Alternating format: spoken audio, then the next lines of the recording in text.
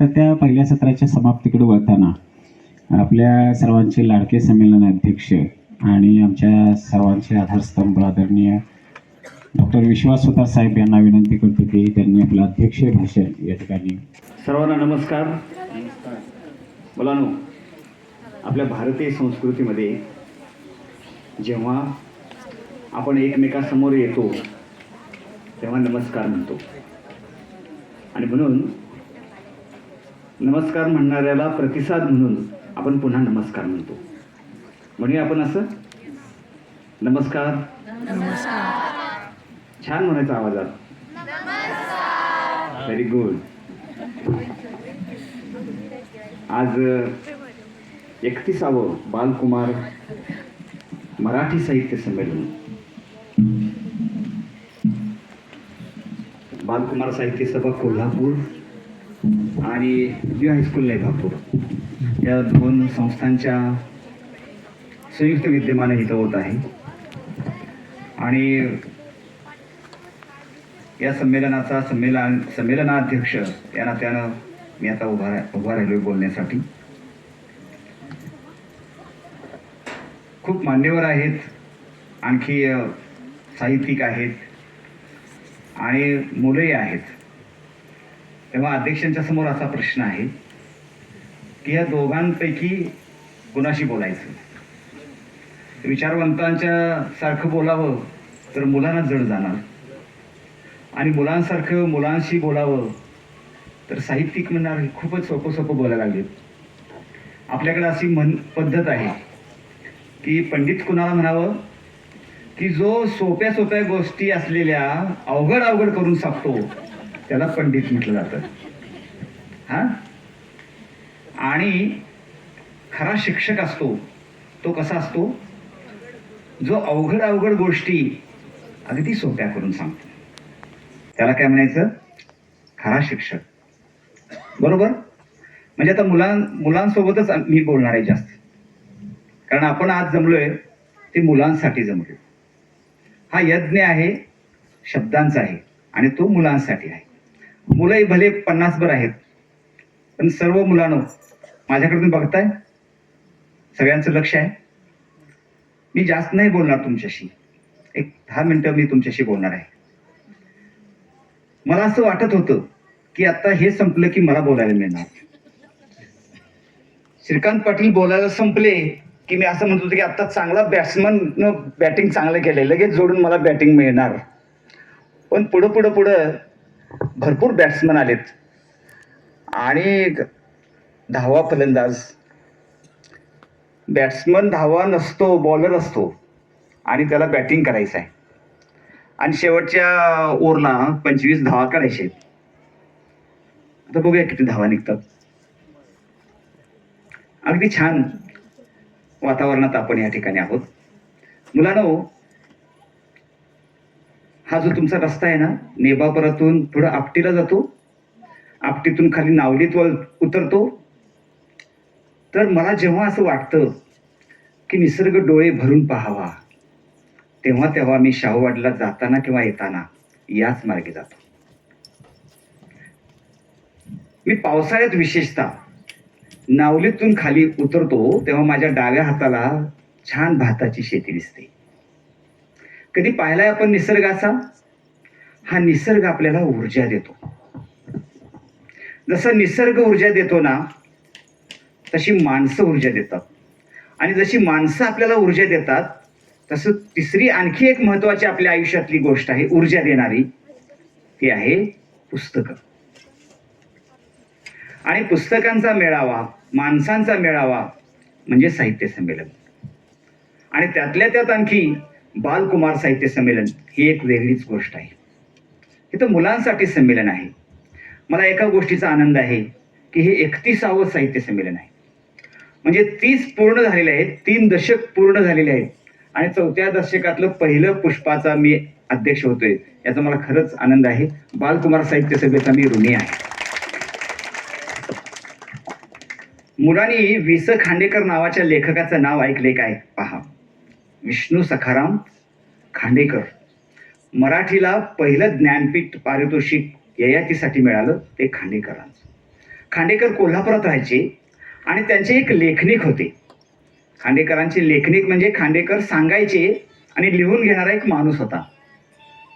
खांडेकरांचं वय झालं होतं, भाऊंचं. त्यांना जरा दृष्टी थोडी अधू झाली होती आणि लिहून घेण्यासाठी एक माणूस त्यांनी बोलवला होता. ते शिक्षक होते, अतिशय शिरशिरीत साधा शिक्षक.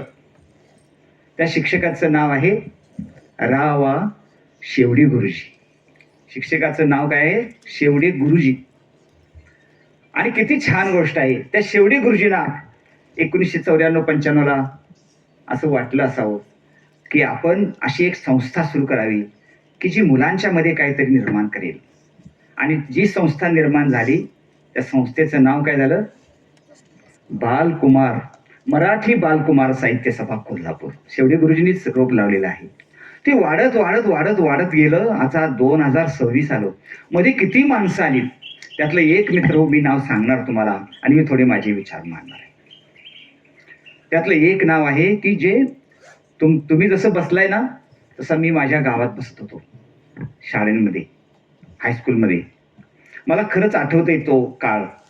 जसं तुम्ही भाग्यवान आहात ना तसा मी पण भाग्यवान. मला खूप चांगले शिक्षक मिळाले की जे असे वेगवेगळे ऍक्टिव्हिटीज करायचे, संस्कार करायचे, चळवळी करायचे. मला आठवतंय माझ्या राधानगरी तालुक्यातल्या शिरगाव गावातलं ते मंदिर, तिथं आपली शाळा होती, मंदिरात शाळा. मुलांना ऐकतंय ना? लक्ष आहे? लक्ष आहे? बघा, मनात कुठंतरी दुसरीकडे लगेच जाते आपलं लक्ष. गावात आई काय करत असेल, लक्ष द्या. तरी अवधान ऐकले दिजे, असं मी एक ओवी सांगत असतो मी ज्ञानेश्वरांची. तरी अवधान ऐकले दिजे, मग सर्व सुखासी पात्र होईजे. हे प्रतिज्ञोत्तर माझे उघड ऐका, ज्ञानेश्वरांनी म्हटले. अवधान ही गोष्ट जी आहे ना मुलांनो, ती आपल्या आयुष्यात अत्यंत महत्त्वाची. जिथं आपण आहे ना तिथं पूर्ण लक्ष देऊन ऐका. मी तुम्हाला सांगेन, जेवढ्या लोकांनी भाषणं केली ती मी अत्यंत लक्षपूर्वक ऐकलेली आहे. म्हणजे आता या सरांचं भाषण ऐकले, मॅडमचं भाषण, मॅडमची कविता, हे सगळं जे आहे कथा आपण लक्षपूर्वक ऐकायचं. कान ही अत्यंत महत्वाची गोष्ट आहे जी सतत उघडी असते. डोळे आपण झाकून घेतो, कान नाही झाकून घेत. चांगलं आपल्या आत घेऊया. त्या मंदिरात पहिला माझ्यावरती संस्कार जो झाला तो मी सांगणार आहे तुम्हाला. पहिला संस्कार मला अजूनही ते दृश्य आठवतंय. एक शिडशिडीत माणूस, छान कपडे, स्वच्छ कपडे घातलेला, गोष्ट सांगत होता, कविता सांगत होता. आणि मग कळालं की अरे हे आपल्या जवळच हायस्कूल भोगावती नावाचं आहे. त्या भोगावती हायस्कूलचे मुख्याध्यापक आहेत श्याम कुरळे. आज कुरळे मॅडम आलेले आहेत, त्यांच्या मिसेस. तर श्याम कुरळे हा कवी, लेखक. मला आठवते त्यांची एक नाटिका सुद्धा आम्ही बसवली होती आमच्या हायस्कूलमध्ये. तर असा लेखक, कवी आमच्या सोबत होता. आणि मग मुलांनो, गोष्ट अशी घडली की मी 8वी 9वीला असेल. तुम्ही कोण तुमच्या म्हशी चरायला नदीला नेताय? कोण नेते? जरा हात वर करा. तुमच्या घरी म्हशी आहेत? नदी नाही, ओढ्याला कुठेतरी म्हशी घेऊन जाते की नाही चरायला? आता ही कमीपणा वाटतो मुलांना. आई वडील म्हणतात तू नको नको, अभ्यास कर. आता मुलींना भांडी सुद्धा स्वच्छ करायला लावत नाही आई, ती म्हणजे अभ्यास कर. श्रमाचा संस्कार कुठेतरी दूर जातोय. अशा काळात मला सांगायला लाज वाटत नाही, मी रोज म्हशी घेऊन नदीला जायचो. रोज म्हशीला नदीत धुण्याचा आनंद काय आहे ना, तो मी कधीतरी गावी गेलो तर आजही उपभोगतोय. लय भारी असते खरंच की सर. होय, ती एक मजाच आहे. एक मात्र मी करत होतो की म्हशीला घेऊन जाताना सोबत पुस्तक घेऊन जात होतो. मस्त पुढे जात असेल तर मी पुस्तक वाचत होतो. मस्त पुढे जात असेल तर मी तोंडानं माउथ ऑर्गन वाजवत जात होतो. मला आठवते ती गोष्ट. एक दिवस असं घडलं की माझी अत्यंत आवडती म्हस, आपण शुद्ध भाषेत म्हैस म्हणतो, मी काय म्हणणार आहे आता? म्हस म्हणणार आहे. कुठलं चांगलं वाटतंय रे? म्हस भारी वाटते की नाही? हा, प्रमाण भाषेपेक्षा बोली भाषेमध्ये जो जोरकसपणा आहे आणि जो जवळीकता आहे ती दुसरीकडे कुठं आहे का? नाही. कोल्हापूरची एक भाषा आहे बघा, ती जगात भारी आहे की नाही? टिंब टिंबच्या असं कोल्हापूरकर म्हणतात.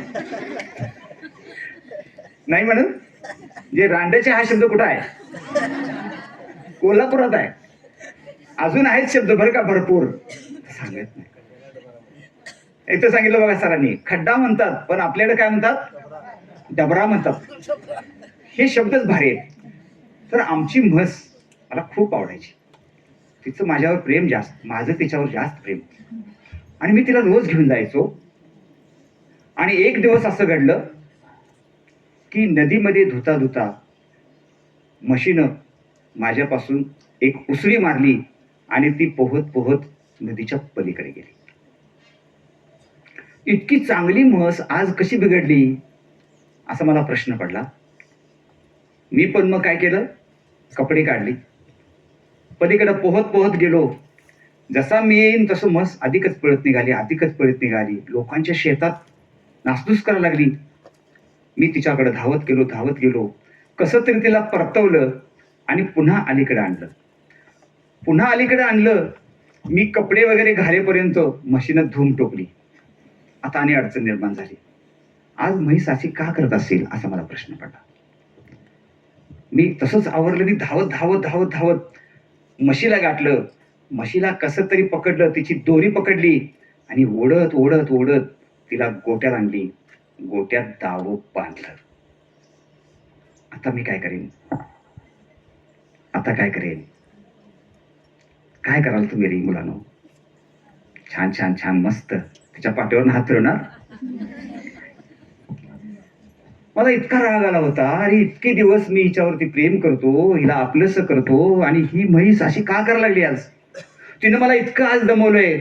काही नाही, मला रागाचा पारा चढला. मी कोपऱ्यातली काठी घेतली, साप साप साप साप पाठीवरती मारायला सुरू. मस्त चर चर चर वाकत होती. मी तिच्या पाठीवर ओरखडे ओढत होतो. तिच्या जिथं सापडेल तिथं मी काठीचा मारा करत होतो. तुमच्या नजरेसमोर चित्र येते का रे? येते की नाही? माझ्या नजरेसमोर चित्र येते. मी मारत होतो, मारत होतो, दोन्ही हातानं मारत होतो.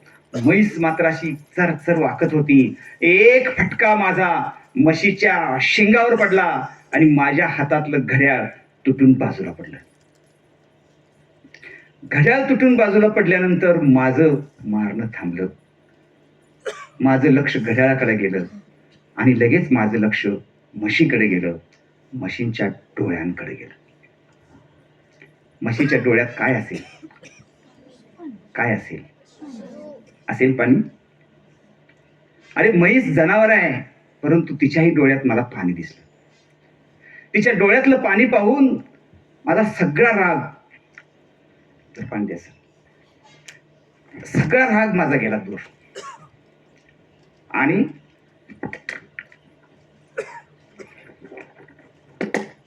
सगळा राग गेला आणि माझा राग गेला आणि त्याच्या बदली माझ्या डोळ्यात पाणी आलं. मी रडू लागलो, म्हैस रडू लागली. माझी काठी मी दूर फेकून दिली आणि म्हशीच्या गळ्याला मिठी मारून म्हशीचे अश्रू आणि माझे अश्रू, अश्रूंना अश्रू मिळाले, अश्रूंना अश्रू मिळाले. हा माझा अनुभव आहे की सांगा? हा माझा खरा अनुभव आहे का खोटा अनुभव आहे मुलांनो? खरा अनुभव आहे. हाच माझा 8वी 9वीचा अनुभव मी शब्दात लिहिला. काय लिहिला? शब्दात लिहिला. आणि मग याची काय तयार झाली? गोष्ट तयार झाली. तुम्हाला आवडली गोष्ट? तुम्ही असा अनुभव घेतलाय काय? घेतलाय कधी अनुभव? अरे कितीतरी पदोपदी आपण असे अनुभव घेत असतो. आपल्याला सगळं कळत असतं, काहीतरी घडतं. आमच्या शिक्षकांचा एक अनुभव बघा कसा आहे. तुमच्यासारख्या सगळ्या विद्यार्थ्यांना शिकवताना एका मुलानं चूक केली म्हणून पाठीवरती एक थाप मारल्यानंतर झपकन असा आवाज आला. तो आवाज कशाचा होता? थेट पाठीवरती लागल्याचा होता. याचा अर्थ काय? बनियन नव्हती, नुसता शर्ट होता.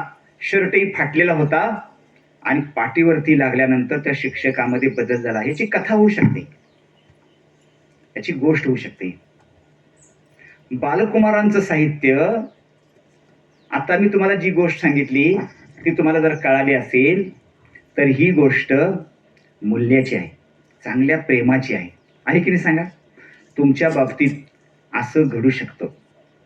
बालकुमार साहित्य सभेनं असं जाहीर केलंय की मुलांनी लिहिलं पाहिजे, मुलांनी लिहिलं पाहिजे, त्याच्या आधी मुलांनी वाचलं पाहिजे. यासाठी वेगवेगळ्या गोष्टी आपण करतो. म्हणजे मीच अधिकारी असताना भुदरगडमध्ये, करवीरमध्ये, आता शाहूवाडीमध्ये बालकुमार साहित्य सभेच्या मार्फतच मुलांच्या कार्यशाळा आपण घेतो, कविताच्या, कथेंच्या. खूप चांगली मुलं लिहितात. तुम्हा मुलांना मी सांगेन, जर तुम्ही कुठली कविता लिहिली तर तुम्ही माझ्याकडे द्या. जीवन शिक्षण नावाचं जे मासिक आहे त्यामध्ये अनेक मुलांच्या कविता मी पाठवल्यात आणि त्या आलेल्या आहेत. आपल्याला असा एक समज आहे, म्हणजे बालकुमार साहित्य म्हणजे काय, तर मी 2 प्रकार मानतो. एक मुलांसाठी लिहिलेलं साहित्य आणि मुलांनी लिहिलेलं साहित्य. म्हणजे माझ्यासारखा नेकारे सरांसारखा माणूस लिहिल किंवा श्रीकांत पाटील किती मोठा लेखक आहे, कवी आहे. तुम्हाला खरंच मुलांचं भाग्य आहे की पाटील सर इथं, त्यांचं भाषण तरी आपण तडाखेबंद ऐकले. सगळ्या मोठ्या माणसांना आणि या सगळ्या मुलांना मी सांगेन, 28 तारखेला सर दिल्लीला साहित्य अकादमीच्या कार्यक्रमासाठी मार्गदर्शन करायला जातात. हा मोठा माणूस आपल्या या छोट्या मंचावरती आहे. ती मोठी गोष्ट आहे. ही माणसं वयानं, अनुभवानं, ज्ञानानं मोठी आहेत. ती काम करतात मुलांसाठी, मुलांसाठी लिहितात. इथं कविता संग्रह, त्यांचे नाट्य, एकांकिका, नाट्यछटा, किती मोठं समृद्ध सगळं आहे. आता नसीमताईंचं मगापासून सांगितलेलं आहे. म्हणजे सावीसारखी कादंबरी मी वाचली तेव्हा मी खरंच हादरून गेलो. कारण एक मुलगी, म्हणजे किती कथाभीत छोटं असतं. म्हणजे मगाशी मी माझी जशी अनुभव सांगितला तसंच तुमच्या शाळेतली एक मुलगी जी वंचित होती, तिला त्यांनी केवढं मोठं काम केलेलं आहे. अशी भरपूर माणसं, मोठी माणसं काम करतात मुलांसाठी, आणि याच्या उलट मुलंच लिहितात आणि केवढं मोठं लिहितात. मुलांना ज्ञानेश्वर माहित आहेत ना, तर मुलं सोपं सोपं लिहितात हे बरोबर आहे, पण मुलं मोठं मोठं पण लिहितात. म्हणजे मुक्ताबाई, संत मुक्ताबाई मुलांनी ऐकले. मुक्ताबाई नाव माहित आहे, ज्ञानेश्वरांची बहीण, छोटी होती परंतु तिचे किती अभंग. तर ती अभंगातनं लिहिते की अरे बाबा ज्ञानेश्वरा, ज्ञानदेवा, दार बंद करून काय बसलायस, दार उघड, ही ताटी उघड. ताटीचे अभंग, ताटी उघडा विश्वपट ब्रह्मदोरा, ताटी उघडा ज्ञानेश्वर. छोटी छोटी मुलं मोठ्या आशयाचं लिहू शकतात, लिहितात. हे मुलांनी सिद्ध केलेलं आहे. सगळ्या मुलांना मी एक प्रश्न विचारतो, आपण मामा कोणाला म्हणतो? ती मम्मी म्हणजे काय असते? आणि आपण मराठी साहित्य संमेलनात आहे, जर आईच्या भावाला म्हणूया ना, म्हणता मामा कोणाला म्हणतो? भावाला. सर, सगळ्या शिक्षक जर असतील आणि ज्ञानी माणसं असतील तर मी तुम्हाला नम्रपणे सांगतो, दुसरीच्या मुलांना मी विचारलं, आपण नेहमी प्रश्न कसा विचारतो माहिती आहे काय? आईच्या भावाला काय म्हणतात? मी उलटा प्रश्न विचारता की मामा कुणाला म्हणतो? तर तुम्ही सगळी काय म्हटलंय? आईच्या भावाला. दुसरीची एक मुलगी मला अशी म्हणते, गगनबावडा तालुक्यातली, मावशीच्या भावाला मामा म्हणतात. बरोबर नाही? मावशीच्या भावाला मामा म्हणणं ही ज्या मुलीची समज आहे, ज्या मुलांची अशी समज आहे, ती मुलं प्रतिभावंतच म्हणता येतील. मुलांनो, तुम्हाला लिहायला तुम्ही पेन उचलायचा आहे, लिहायला पेन उचलायचा आहे, त्यासाठी तुम्ही अनुभव घेतला पाहिजे. तुम्हाला प्रतिभा असते, तिला जरा बाहेर काढलं पाहिजे. तुमची कल्पनाशक्ती वापरली पाहिजे आणि प्रयत्न केला तर सगळं सक्सेस आहे, शक्य आहे, येऊ शकतं. त्यासाठी वाचन ही अत्यंत महत्वाची गोष्ट आहे. वाचन, पुस्तक सोडून दुसरी पुस्तकं तुमच्या शाळेत आहेत का रे? आहेत? त्यांना बाहेर काढायचं. त्या कुलपाच्या आत जर पुस्तक असतील तर त्यांचा काही उपयोग नाही, त्यांना बाहेर काढूया. माने सर, नेबापूर हायस्कूलचे मुख्याध्यापक सर, माझी तुम्हाला खरंच विनंती आहे, मुलांसाठी पुस्तकं खुली करा. क्रमिक पुस्तकं वाचली पाहिजेत, पाटील सर म्हणतात, हे बरोबर आहे, परंतु अवांतर वाचन जर करू तर खरोखर बालकुमार साहित्य सभेचा जो आपला उद्देश आहे तो पूर्ण होणार आहे. आमचे मित्र विजय गावडे सर इथं आलेले आहेत. चांगले वक्ते आहेत, चांगले अभ्यासक आहेत. त्यांनी एक मुद्दा रेस केलाय आणि तो चांगला आहे. शाळांमध्ये आता वाचन चळवळ म्हणून येते. आपण तिला काय म्हणतो? चळवळ म्हणतो. पण चळवळ हा शब्द इतक्या ठिकाणी आणि इतक्या वेळा वापरला जातो की त्याचं गांभीर्यच नाहीच होते की काय, असं आम्हाला वाटतं. म्हणून मुलांसाठी जर आपण वाचन ही गोष्ट रुजवायची असेल तर त्याला वाचन चळवळऐवजी वाचन संस्कार अशा स्वरूपामध्ये या गोष्टी आणलं पाहिजे. आणि हे शक्य आहे. ठरवून आपण आता काही गोष्टी केल्या. संस्कार म्हणजे काय वेगळी गोष्ट आहे. मुलांनी मोठ्यांचा आदर राखावा, नम्रतेनं बोलावं, गुरुजी भेटले तर त्यांना नमस्कार करावा, आई वडिलांशी छान बोलावं. हे जसे संस्कार आहेत तसेच वाचनाचे संस्कार आता कट्ट्यावर व्हायला पाहिजेत. मुलांनी अगदी जसं आपल्याला भूक लागल्यानंतर आपण कसं गडबडीत घाईनं खातो, तसं आपण आधाशासारखं वाचन केलं पाहिजे. मुलांना तुमच्याकडे आता ती गरज राहिलेली नाही. मी जेव्हा तुमच्या एवढा होतो किंवा सगळ्यांचाच अनुभव माळी सर आपला असा असेल. ऐकताय तुम्ही? हे दोघी जण ऐकताय? मला आमची आई काय करायची, 2 रुपयाची साखर आणि 8 आण्याची चहापूड आणायला सांगायची. तुमच्याकडे सांगतात असं आता? नाही. आता आपण कुठे जातोय? ते डी मार्ट किंवा मॉलला 2 रुपयाची साखर आणि 8 आण्याचा चहापूड आणण्याचा दिवस काळ गेलेला आहे. तो काळ आमचा होता, असू दे. परंतु आई आम्हाला सांगायची तेव्हा दुकानदार 2 रुपयाची साखर कशातून देत असेल? कागदाची पुडी बांधायचा तो. तर मी दुकानाला जायचो. आमच्या भावाला आईनं काम सांगायच्या आधी मी ते काम करायचं, कारण ते काम मला मिळावं असं मला वाटायचं. सांगा बघा, काम मुलांना वाटत असेल? माझा काय स्वार्थ आहे त्यात? शांता मामाचं दुकान होतं ते.